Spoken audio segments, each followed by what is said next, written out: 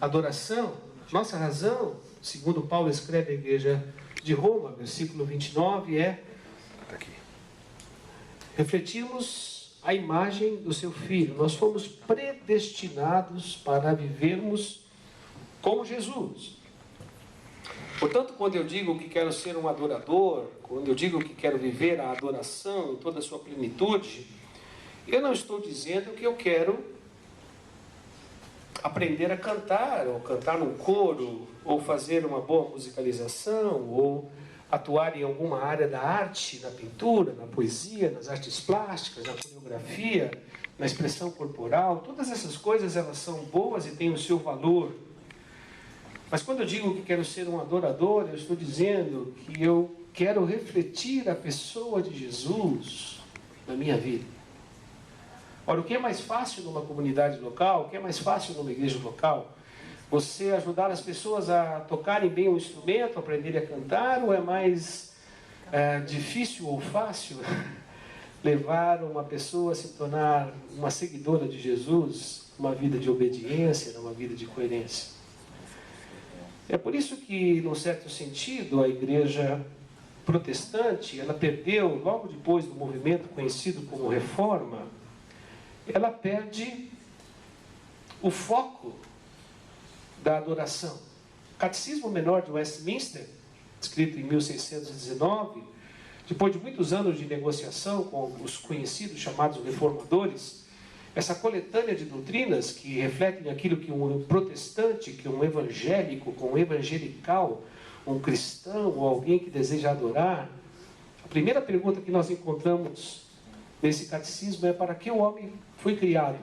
E a resposta que nós temos lá é: o homem foi criado para adorar a Deus e para desfrutar da sua presença.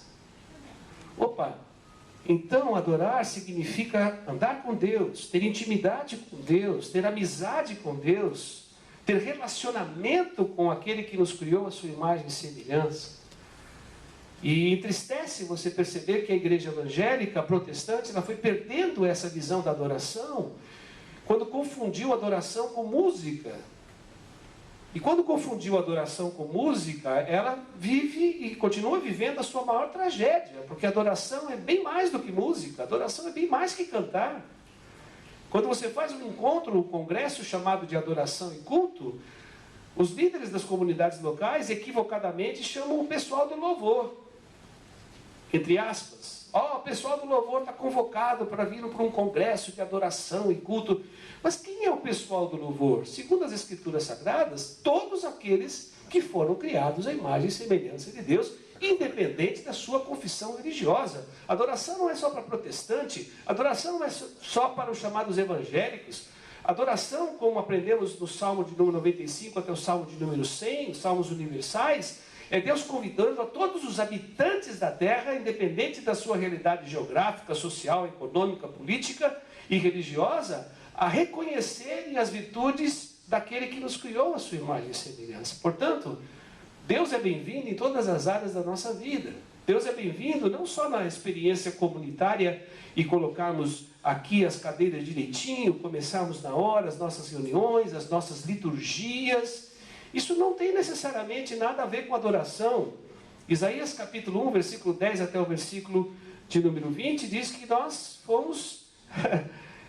que Deus não se ilude com os nossos ajuntamentos solenes, então nós ficamos equivocados em achar que Deus está nas reuniões religiosas estruturais, que todos que estão aqui estão de fato desejosos de adorar a Deus, de amar a Deus. Não, a Bíblia fala que não há quem ame a Deus, não há quem o entenda, não há quem desejou amar a Deus ou ter algum mérito de ter buscado a Deus, nenhum de nós. Pelo contrário, a experiência na história foi a experiência da queda. Foi a experiência de nós perdermos a comunhão e a capacidade de adorar. Então a adoração envolve a nossa vida. Como Paulo escreve na igreja de Corinto, adoração envolve tudo que sou, tudo que faço, os relacionamentos que construo, a qualidade dos relacionamentos, as decisões do que faço com a minha vida, a minha agenda, o meu futuro. Tudo isso envolve adoração. Então, a igreja evangélica perdeu isso. E e se estruturou nas suas denominações tradicionais, anglicanas, luteranas, metodistas, presbiterianas, batistas, os chamados cursos de música sacra dentro do seminário. Ora, música sacra necessariamente não tem a ver com adoração.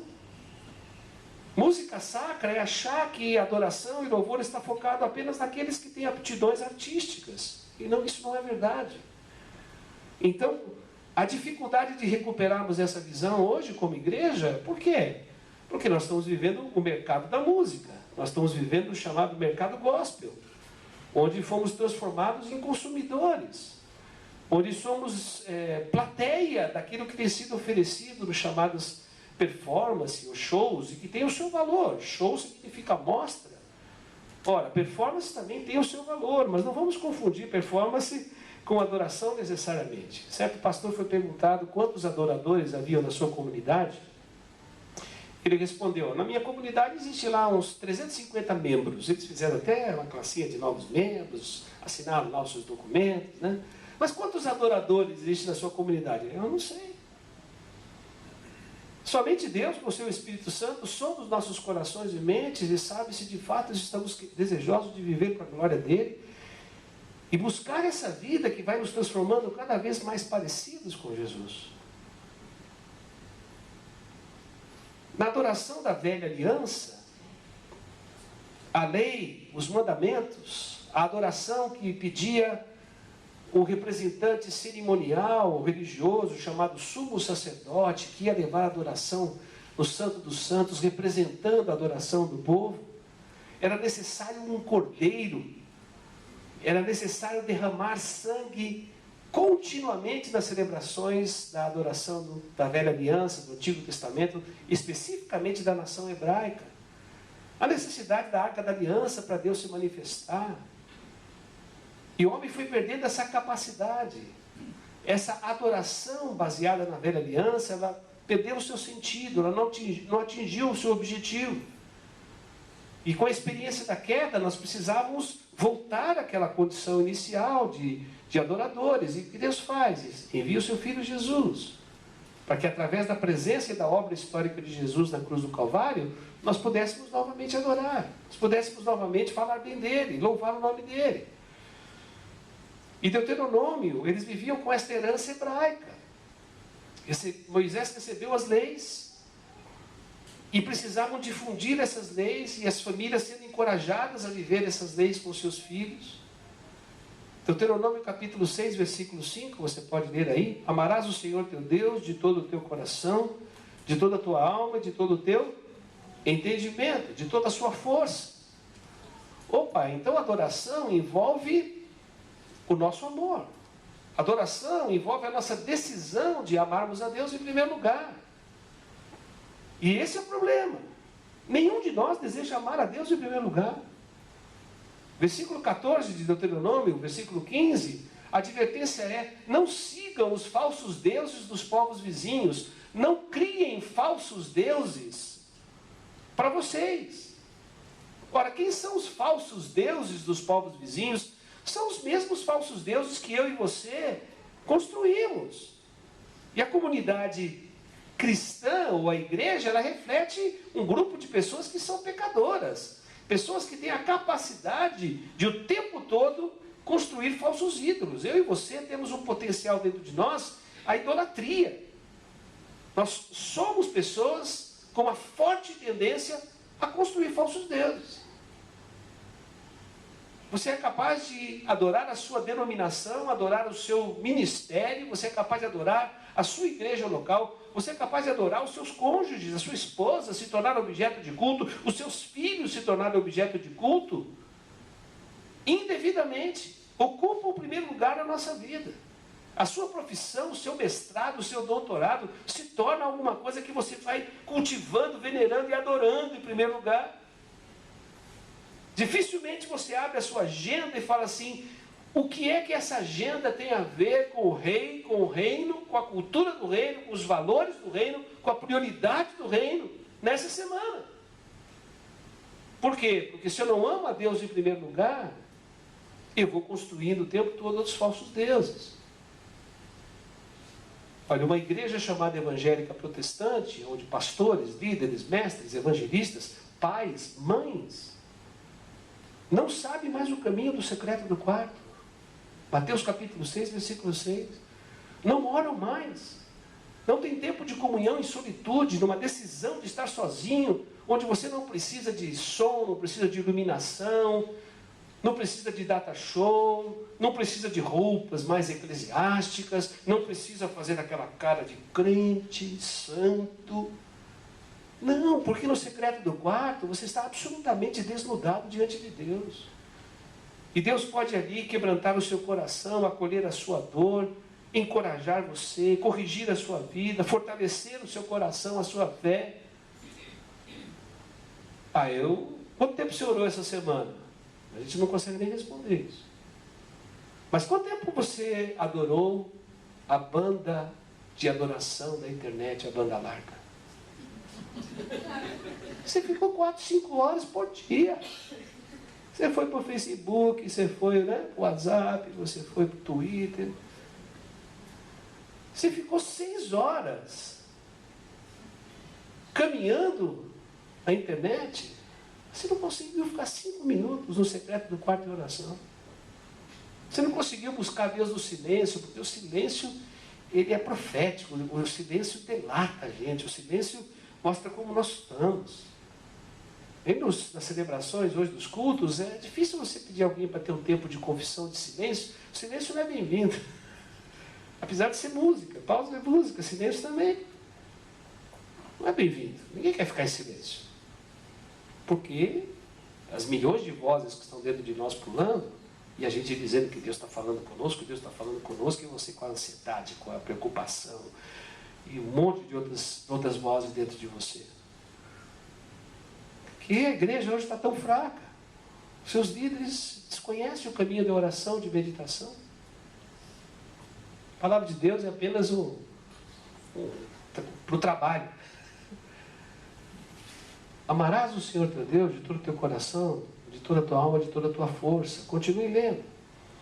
Olha, esses mandamentos que eu estou dando para vocês agora, vocês coloquem, ensinem aos seus filhos, ensinem aos filhos dos seus filhos. Coloquem a palavra de Deus nos umbrais da porta. Coloquem a palavra de Deus como sinal na fronte. Se algo que pode transformar o meu coração e o seu coração, para nos comprometermos mais com esse Deus, é a palavra de Deus. É a palavra de Deus que vai alimentar a minha fé, é a palavra de Deus que vai alimentar a minha espiritualidade. E nós vimos logo naquele primeiro slide que essa espiritualidade que nós estamos construindo, ela precisa ser abastecida com a palavra. E a palavra ora vem a nosso favor, e a palavra ora vem contra nós, e a palavra nos equipa para nos tornarmos mais parecidos com Jesus, e como Paulo escreve a Timóteo, nos equipa para toda boa obra. Porque nós temos coisas a fazer. Temos coisas a fazer. Se você está vivo ainda hoje, é porque Deus tem muita coisa para fazer através da sua vida nessa implantação do reino de Deus. Mas para isso eu preciso primeiro desistir de cultuar os meus falsos deuses. Enquanto eu não desisto de idolatrar os falsos deuses, eu não vou ter espaço nas minhas emoções, nos meus afetos, para amar a Deus. E para não negociar esse primeiro amor a Deus, mais do que qualquer pessoa, coisa, ministério que você esteja envolvido, ou mesmo o seu trabalho e a sua profissão. Deuteronômio capítulo 6, versículo 13. Ao Senhor teu Deus temerás e só Ele servirás. Opa, então a adoração envolve não só o meu amor em primeiro lugar, mas o temor a Deus. Temer a Deus é levar Deus a sério. Temer a Deus é desejar viver a palavra de Deus na sua profundidade e amplitude, custe o que custar. Temer a Deus é considerar aquilo que Deus diz para você de maneira séria. Deus não está brincando com a gente. Se Deus nos deixou para fazermos discípulos em todas as nações, nós temos trabalho até o último dia de suspiro da nossa vida. de cuidarmos da nossa fé, de cuidarmos da nossa família, de sermos pessoas cada vez mais íntegras, de fugirmos do pecado que tenazmente nos assedia. Nossa luta é contra o pecado. E nós precisamos nos desvencilhar dessa vida de pecado e nos tornarmos cada vez mais parecidos com Jesus, levando Deus a sério. Deus não está brincando com a gente. A palavra de Deus continua valendo. Ela é verdadeira. Ela é profunda. Ela traz no nosso coração discernimento. Ela nos expõe. A palavra de Deus nos abastece. A palavra de Deus vai mudando a nossa maneira de pensar. Porque a adoração envolve e é a nossa resposta a Deus agora em comunhão, em serviço e em compromisso. Adoramos a Deus com os nossos ritos internos. João capítulo 4, versículo 20 a versículo 24, Jesus tem um diálogo com a mulher samaritana, não é como a bispa, nem uma apostila, né? Que apóstolo é apostila, né? Ou epístola, né? Não é como uma religiosa. Jesus faz um convite para uma prostituta se tornar um adorador. 8 vezes a palavra proskuneo é usada do versículo 20 até o versículo 21. Deus está à procura de adoradores que o adorem em espírito e em verdade. Opa! Adorar em espírito e em verdade. O reverendo John Stott diz numa exegese feita desse texto, ele diz: adorarmos com verdade, sinceridade no nosso coração, mas adorarmos também na verdade do Evangelho. Jesus é o Verbo de Deus, Jesus é a palavra viva, Jesus é a verdade. E se nós não adoramos a Deus na verdade, nós estamos desperdiçando esse caminho da adoração. É por isso que a gente não pode ficar cantando loucura aí. Você tem que prestar atenção nas letras que você está cantando, no conteúdo das letras. Porque não adianta só você adorar a Deus sinceramente. Há muita gente que adora a Deus sinceramente, mas adora a Deus sinceramente equivocado. Porque estão cantando loucuras. E John Wesley diz que todas as vezes que nós estamos dando uma pública profissão de fé, é quando nós nos reunimos para cultuar. Todas as vezes. O que fizemos aqui essa noite é uma pública profissão de fé de quem nós somos como cristãos. Uma pessoa fica aqui conosco 1h30 e vai sair daqui com uma ideia de quem é o Deus que nós estamos adorando. Hoje eu participei lá do louvor da música na sua comunidade. E aí? Eu estou com esse Deus aí de vocês, cara. É só vitória, não tem derrota, né? Deus te criou para vencer, para ser feliz. Que maneira é esse aí? C.S. Lewis diz que nós não fomos criados para sermos felizes, nós fomos criados para amar e para sermos amados. E quando as pessoas encontram esse amor e são acolhidas como são, elas chegam no coração do nosso Deus. As pessoas não estão procurando igrejas que tenham a melhor estrutura teológica, a melhor estrutura organizacional. Tem muitas que são boas nisso. As pessoas estão procurando comunidades onde elas são acolhidas e amadas como elas são. E podem repartir a vida enquanto servem a Deus. Temer a Deus é levar Deus a sério. Amar a Deus é adorar. Temer a Deus é adorar. Servir a Deus e adorar, nós vamos ver isso mais, depois lá nas 18h30, do que essa adoração que reflete em serviço. Como é que isso chega no nosso dia a dia? O que Paulo pensa disso? O que Tiago pensa disso? E Paulo pensa que se nós não passamos por um processo de conversão, nós não vamos poder adorar a Deus. Tem muita gente que bate o cartão na igreja, que vem às nossas reuniões, mas parece mais um incrédulo do que crente. Adoramos a Deus com a transformação no nosso coração. Nós adoramos a Deus mais na herança da cultura hebraica.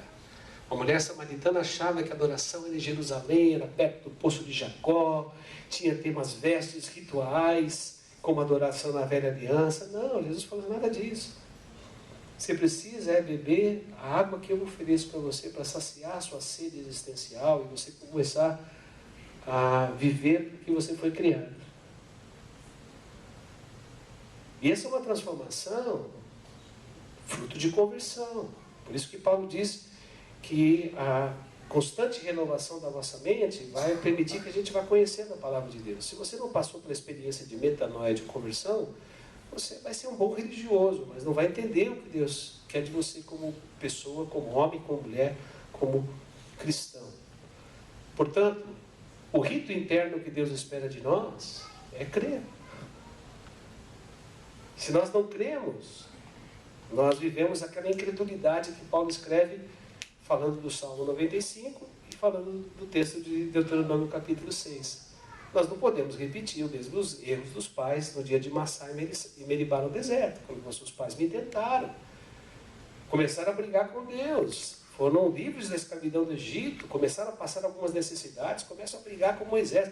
Lá no Egito, na escravidão, nós ainda tínhamos algum conforto, tínhamos comida. Agora o Senhor nos tira, liberta do Egito e nos chama para uma jornada peregrina e nós estamos passando necessidades, começam a murmurar. Onde é que Deus está? Deus não está interessado na minha vida. Eu estou 3 anos desempregado. Eu faço parte daqueles 14 milhões de desempregados da nossa nação. Eu perdi o meu cônjuge, eu perdi um filho agora.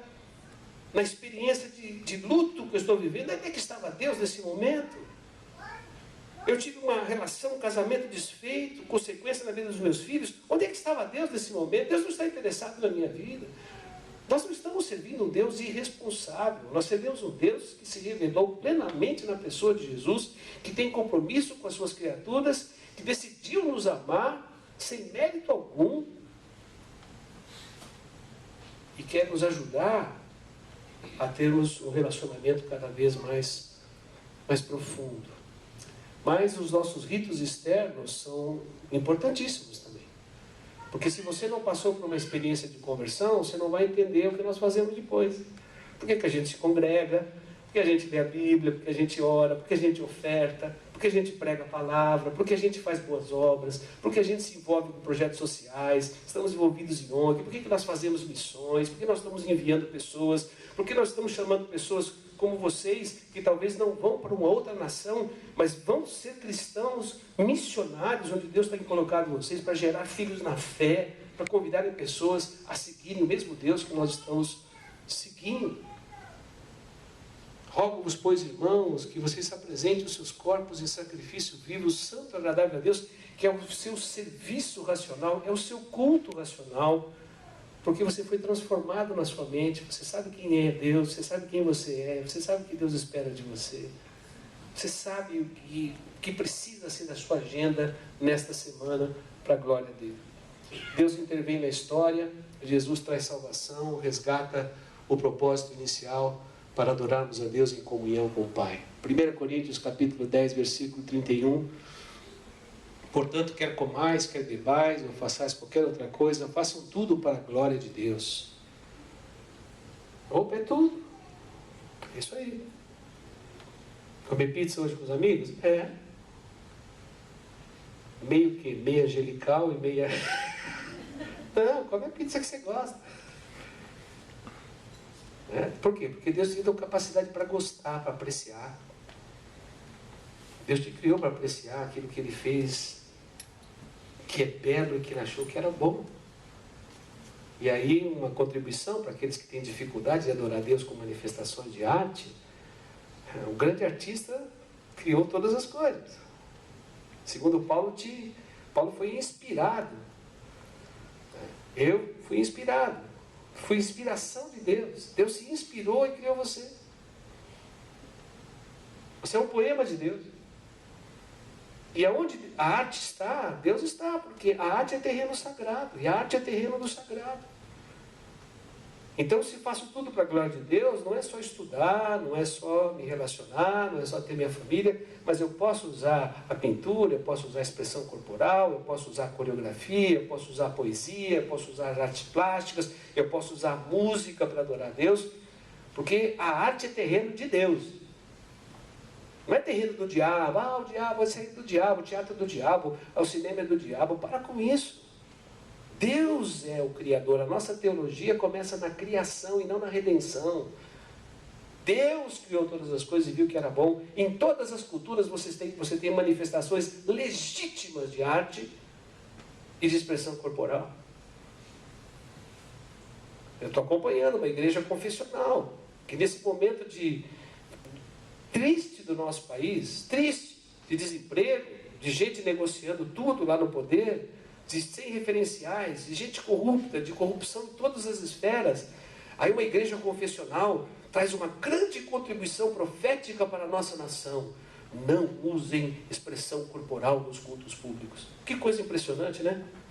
É tudo que o evangélico protestante consegue balizar a nossa nação. Ah, se não tiver expressão corporal no culto, nossa nação vai melhorar. Porque não redimiram os seus corpos ainda.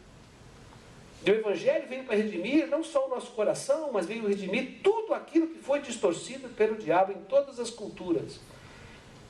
E é por isso que nós podemos adorar a Deus também com a arte. Quer comais, quer bebais, ou façais qualquer outra coisa, façam tudo para a glória de Deus. Vai para namorar para a glória de Deus.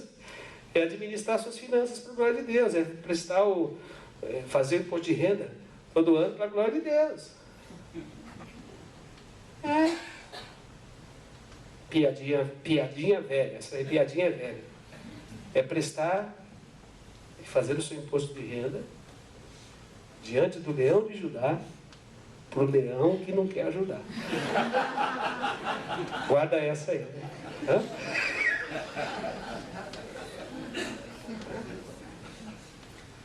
A cruz é o fundamento histórico e a essência da adoração. Porque a cruz é a manifestação de um homem que decidiu amar a Deus e o seu Pai em primeiro lugar. A cruz é o lugar de um homem que não decidiu somente amar, mas levar o seu Pai a sério e cumprir essa obra histórica de redenção. Por mim e por você. A cruz é o lugar onde Jesus prestou um serviço para a humanidade. Porque eu e você estávamos mortos em nossos delitos e pecados. Nós andávamos como ovelhas sem pastor. E Deus teve misericórdia de nós. E em Cristo nos aproximou. A cruz nos baliza essa dimensão da adoração.